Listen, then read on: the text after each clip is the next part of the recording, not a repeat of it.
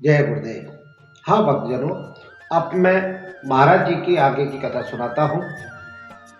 माँ जमुना का निर्जन तट। जालौन से चलकर निकट खेड़ा का निर्जन वन, जो भेड़ के भगवान दास जी की जमींदारी में था। महाराज जी बालू में खेल रहे, शयन कर रहे थे कि इसी समय चौधरी साहब के अंगरक्षक ने आकर कहा, आप कौन हैं? तो महाराज जी बोले, खुद अपने से पूछो। प्रसन्न मुद्रा में किंतु भावपूर्ण ओजस्वी वाणी में कहा महाराज जी ने। उसने थका हारा समझकर पुनः पूछा, जल लावें, पियोगे?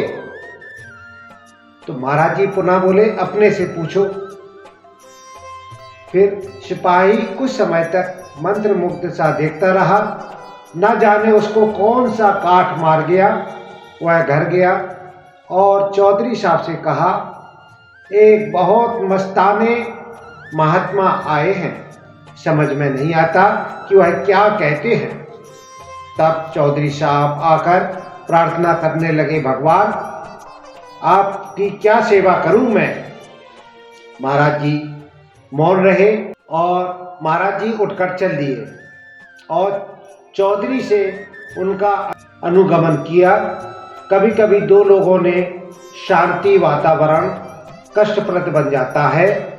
आप चले महाराज जी और पुनः चलकर नदी की किनारे स्थित एक गुफा में बैठ गए और अनुगामी चौधरी से नर्म होकर कहा, आप मुझे माफी दो, मैं एकांत चाहता हूँ।